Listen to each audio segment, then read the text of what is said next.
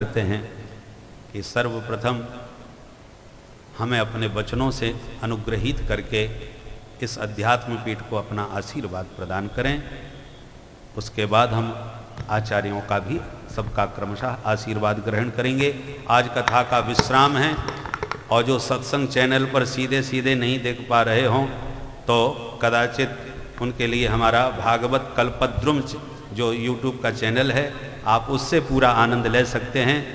उसमें निरंतर प्रसारण हो रहा है, अतः आप लोग धैर्य धारण करके विराजे रहें। आज कथा का विश्राम है, इसलिए कदाचित थोड़ा विलंब हो जाए तो आप लोग अपना धैर्य न खोएं।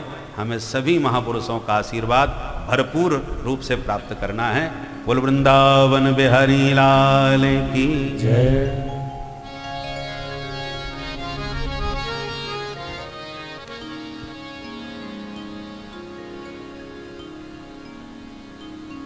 श्रीहरिं परमानन्दम् उपदेष्टारमीश्वरं व्यापकं सर्वलोकानां कारणं तन्नमाम्यहम्।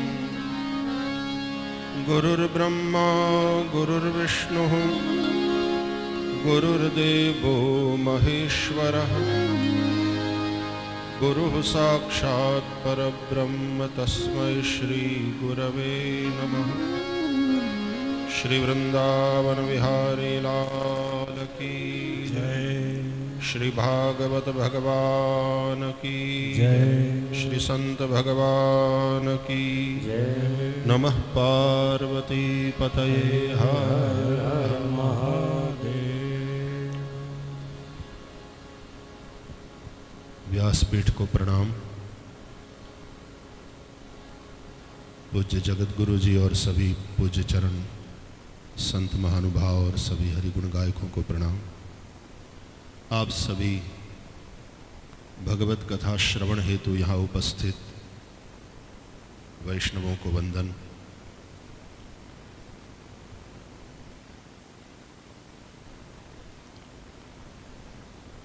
यह दिव्य प्रसंग ऐसा है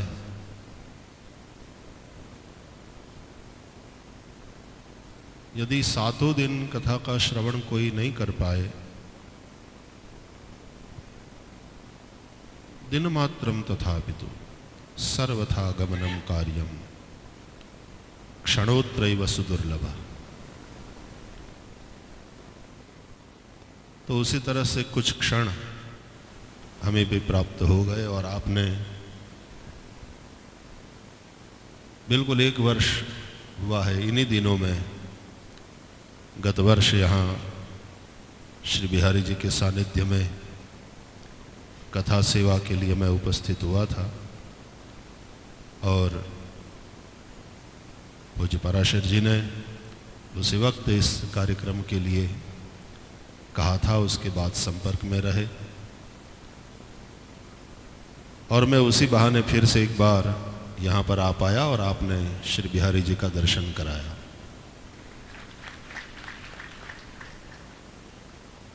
और आया तो बहुत अच्छी भेंट भी आपने व्यासपीठ से उस हिसाब से प्रदान करी। विराम का दिवस होते हुए भी व्यास समास दोनों पद्धति से कथा तो चलती है, लेकिन हमारे सुदामा भैया को बड़ा अच्छा लाड लड़ाया, तो वो विशेष आनंद की बात। कैसे कैसे अद्भुत दिव्य भाव भरे पड़े हैं इस कथा में और आचार्य महापुरुषों ने, भागवत के चिंतकों ने उन भावों को प्रकट करके हम लोगों पर बड़ा अनुग्रह किया है। सुदामा जैसे ब्रह्मवित्तम को रोकने वाला कौन हो सकता है? ब्रह्म तक पहुंच, वो है ही ब्रह्मवित्तम, तो चाहे जितनी ट्योड़ियां हो वो पार कर ही जाएगा और बिल्कुल अंतःपुर ही पहुंचेगा। स्वयं भगवान भी रोकते नहीं, कोई टोकता नहीं, कोई रोकता नहीं। अरे स्वयं भगवान भी ऐसे ब्रह्मवित्तम पुरुष का तो स्वागत करने के लिए उत्सुक रहते हैं। उठ करके सुदाम देव का जिस प्रकार स्वागत किया, भगवान शिव योगीश्वर हैं, इसलिए उनको समाधि लगाने के लिए कोई प्रयास थोड़ी ना करना पड़ता है। वो तो शंकर सहज स्वरूप समारा, लागी समाधि अखंड अपारा।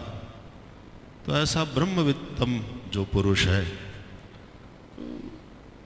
सीधे ही पहुंच ही जाएगा। न सुदामा धनवान है लेकिन दुनिया की दृष्टि से, क्योंकि उनके पास कोई धन नहीं है, लेकिन सुदामा दरिद्र भी नहीं।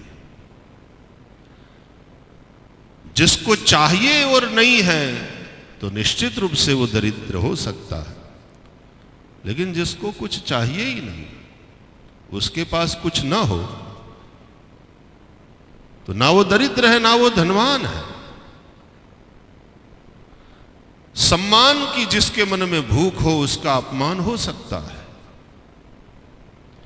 लेकिन सम्मान की भूख ही नहीं है जिसके मन में, दुनिया की कोई ताकत नहीं कि उसका अपमान कर सके।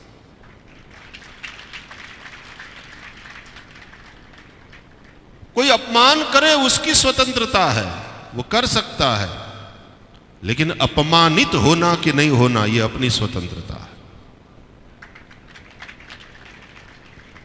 तो एक ऐसी भूमिका बन जाती है कि आदमी अपमानित नहीं होता। ये भिक्षु गीत श्रीमद् भागवत के 11 स्कंद का। इन ग्रंथों ने किस तरह से हमको, जैसे एक शिल्पकार पत्थर से एक सुंदर मूर्ति को आकार देता है, शब्द और भाव, हथौड़ी और छैनी, एक ऐसी सुंदर मूर्ति, एक ऐसा साधक, एक ऐसे दिव्य पुरुष का निर्माण करती है ये कथा शिल्पी बन करके।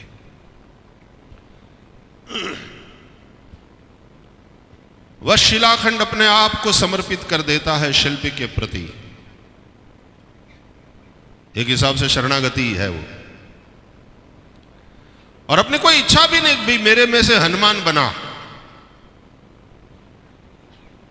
कि मेरे से राम रूप को तू प्रकट कर। मैं हाथ जोड़े नहीं, मैं तो आशीर्वाद की मुद्रा में खड़ा रहूंगा, आशीर्वाद देने की मुद्रा। कोई इच्छा भी नहीं। वो शिल्पकार नक्की करे, क्या शरणागति है। और सारे घाव सहन करने की तैयारी। बाद में शिल्पकार अपना काम वहीं अधूरा छोड़ करके चला जाए, वो अपने कमरे में, अपने कक्ष में जाकर चाहे आराम करे, और वर्षा, आतप, वात सब सहने की उसकी तैयारी। अनगढ़ है, अभी पूरा काम नहीं हुआ है, वहां पड़े रहते भी लोगों का पूरा ध्यान नहीं जाएगा उस तरफ, और ध्यान जाएगा तो भी कोई उपेक्षा भाव से, और बन रही है अभी मूर्ति।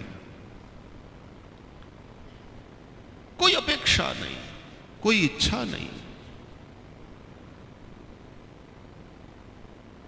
वो सुदामा इसलिए प्रशांत आत्मा है, प्रशांत आत्मा जितेंद्रिया।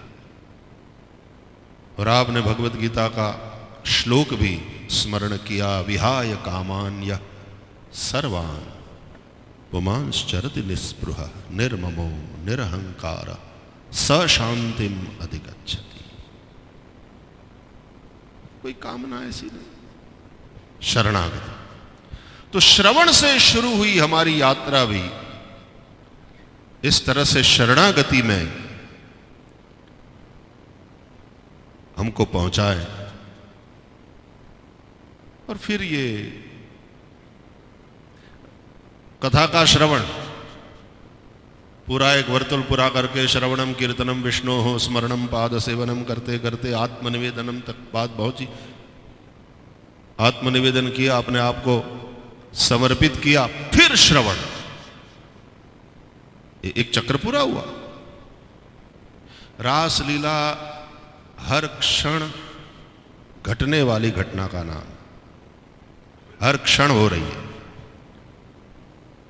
बात यह है, कभी हम एक बार जा रहे थे कहीं, मोटर कार से यात्रा कर रहे थे, तो मैंने उस ड्राइवर से कहा कि भाई किस स्पीड से तुम भगा रहे हो? बोले महाराज जी स्पीडोमीटर खराब हो गया है, तो पता नहीं चलता कि किस स्पीड से हम जा रहे हैं, लेकिन जा तो रहे हैं। स्पीडोमीटर खराब हो गया, इसलिए उसकी जो सुई है वो दिखा नहीं रही है कि किस स्पीड से हम भाग रहे हैं।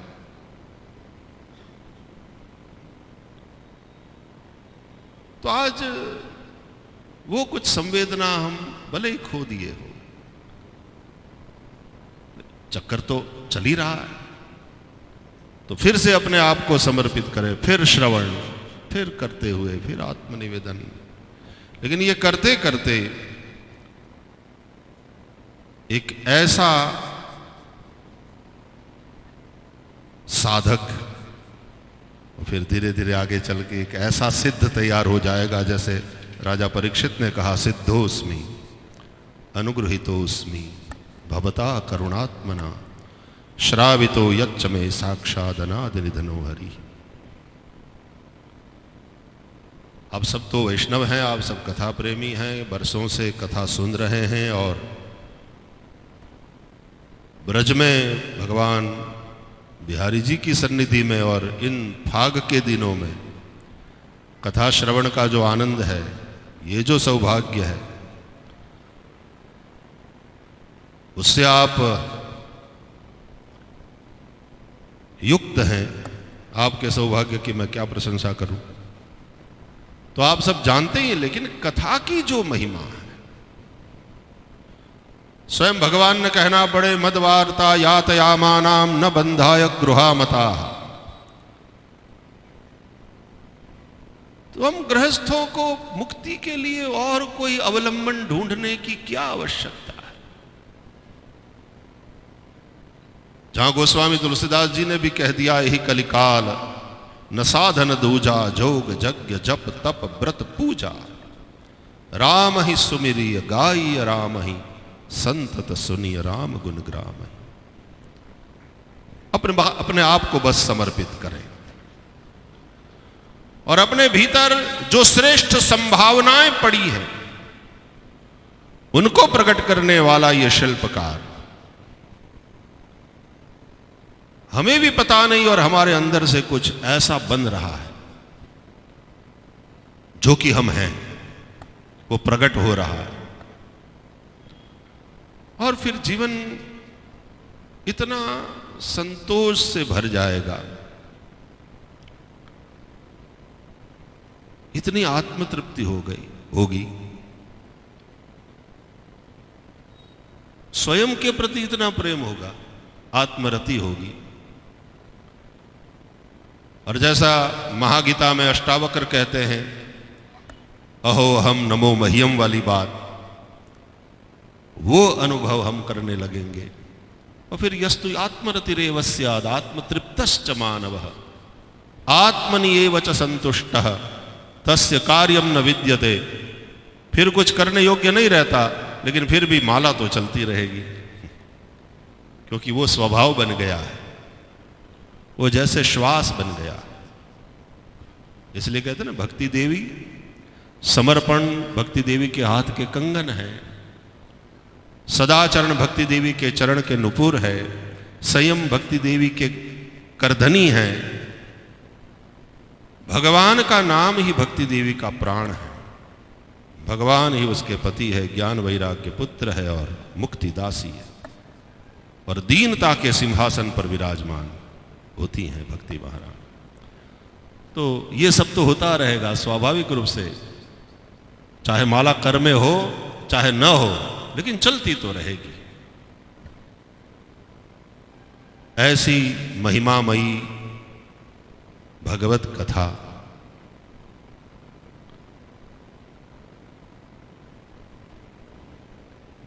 पूज्य पराशर जी के पास शब्द हैं, गुरु कृपा से मां सरस्वती उनकी हृदय वीणा को झंकृत कर रही है।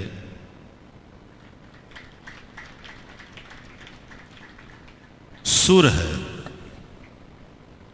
भाव है, वो विद्वत्ता है और प्रस्तुति का अपना एक ढंग है।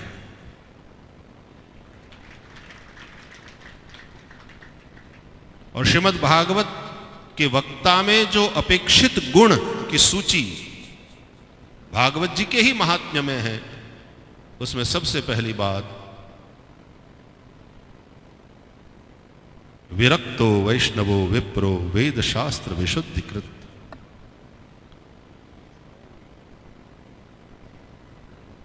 वैष्णवी दीनता भी आप में है और इसलिए आपके श्रीमुख से कथा सुनना उसका एक अलग ही आनंद है। हम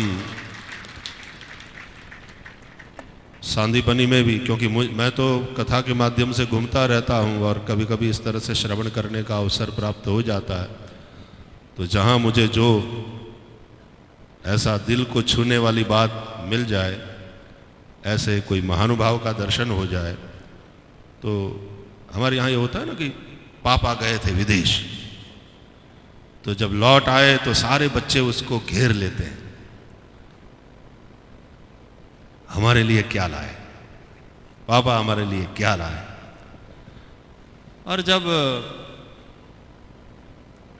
पत्नी का भी नंबर लगता है, अंत में ही सही, लेकिन वो भी प्यार से और अधिकार पूर्वक कहेगी तो सही, और मेरे लिए। तो उसी तरह मैं भी घूमता हूं और फिर हमारे पोरबंदर वाले, सांदीपनी वाले सब पूछते हैं कि हमारे लिए क्या लाए। तो कभी कभी मैं कहता हूं कि आपके लिए पराशर जी को लाए,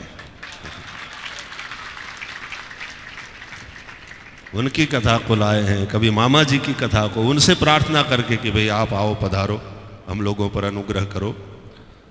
तो इन संतों को समय समय पर हम प्रार्थना करते रहते हैं और वे वहाँ आकर के अनुग्रह करते हैं। तो उसी कड़ी में एक बार आपने भी वहाँ सांदीपनी में आकर के श्रीमद् भागवत कथा के माध्यम से सबको बहुत दिव्यानंद दिया। और अच्छी चीज़ दो ना तो बच्चे कहते भी हैं, बिटिया को कोई ड्रेस बहुत अच्छी लग गई तो कहती भी आई लव यू पापा, आप इतनी बढ़िया चीज़ लाए। तो हमारे वाले भी महाराज जी कहते हैं, भाई श्री आप ऐसे ऐसे महापुरुषों को ले आते हैं सांदीपनी में और हमको उनका दर्शन का और कथा प्रवचन का लाभ मिलता है। वी लव यू भाई श्री। इस तरह से उन सब का प्यार भी हमको मिलता रहता है। मैं आपका भाव था और उसी हिसाब से आज यहाँ उपस्थित हुआ हूँ। जो भवन बन रहा है, भवन का मंगल उद्घाटन है और जिस तरह से यात्रा आगे होनी है। हमारे गुजराती में एक पंक्ति है महाराज जी की, गमतू मळे तो अल्या गूंजे न घालिए न गमता नो करिए गुलाल। यदि कोई चीज अच्छी मिल जाए तो उसको जेब में डाल करके छुपा के रख मत लो, गमता नो करिए गुलाल, होली खेलो।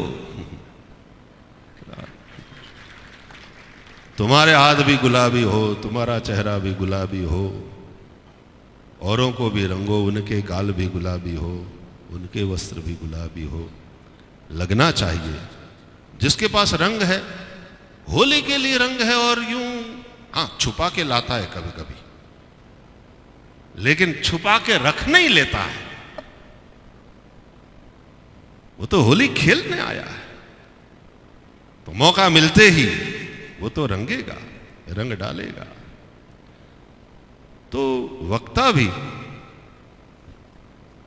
जब भागवत का कहीं एकांत में स्वाध्याय करता है, कोई न कोई रंग मिल जाता है, कोई भाव किसी प्रसंग से, और फिर वो रख लेता है। और फिर जब उसको मौका मिलता है, चाहे यहां से चाहे इस तरह की सेवा से, तो फिर गमता नो करिए गुलाल। उदार होता है वो। इसलिए तो भूरिदा जना कह करके गोपांगनाओं ने भी वक्ताओं को सृष्टि का उदार दाता बताया है। ये व्यासपीठ एक ऐसा स्थान है कि जो पाता है उसको तुरंत लुटाने का मन करता है। इसलिए स्वाध्याय प्रवचनाभ्याम न प्रमदितव्यम, प्रवचन में भी प्रमाद नहीं। जैसे ही वो सेवा का अवसर मिले और तुरंत जो आपने पाया है तुरंत उसको वितरित करो। हम जब आद्य शंकराचार्य भगवान का चरपट पंजरिका स्तोत्र और रागों में गाते थे, जैसे पराशर जी गाते हैं, तो उसमें देयम दीन जनाय च वित्तम, ये बात जब आती थी तो गुरुदेव से पूछते थे कि गेयम गीता नाम सहस्रम ठीक है, ध्येयम श्रीपति रूप मजस्रम ठीक है,